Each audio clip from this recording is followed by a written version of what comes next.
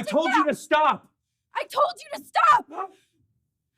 I hate you with— The music thumped through the room, lights flickering wildly across the crowded dance floor, laughter bouncing off every corner. I stood by the bar, drink in hand, scanning faces until my eyes landed on her, my wife, Emma. But instead of smiling back at me, she was in the arms of another man, swaying as if they were the only two people in existence. My chest tightened, the world beneath me threatening to give way. It wasn't just dancing. She was lost in him, her head resting against his shoulder, a soft smile curving her lips, a smile I hadn't seen directed at me in weeks.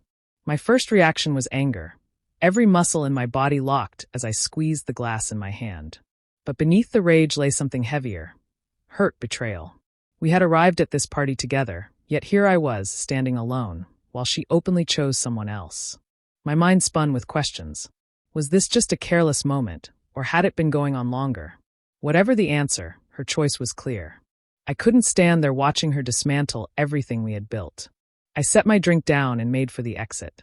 Each step weighed on me, but I refused to cause a scene. If she wanted to embarrass me in front of friends, I would not give her the satisfaction of seeing me beg. My silence would speak for me. I slipped into my jacket, pushed open the door, and stepped into the crisp night air. For me, this was the breaking point.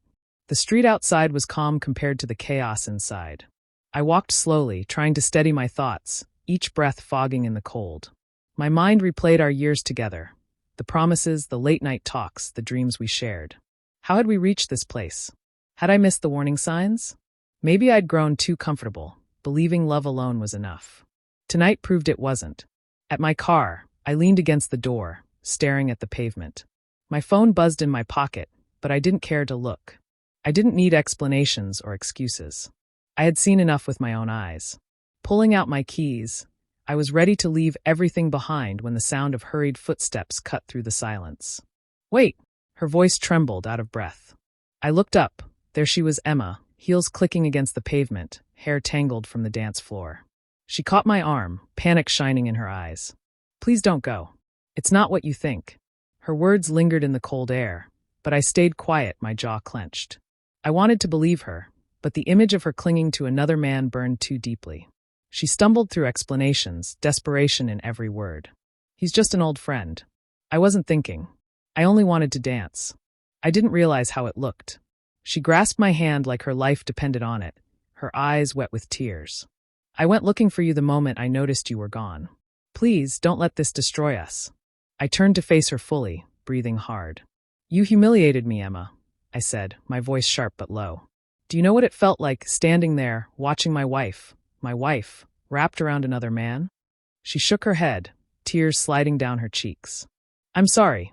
I was careless, but it was just a dance. I swear, you're the one I love. Please don't walk away.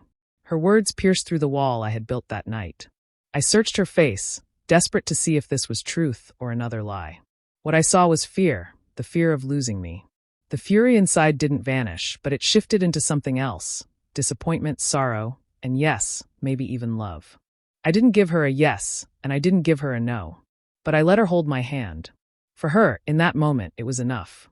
We didn't return to the party.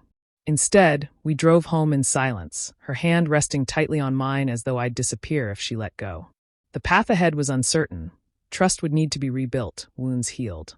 Yet sitting beside her, I realized something. Betrayal doesn't always end a marriage in an instant. Sometimes it becomes the fire that forces you to face what's been buried.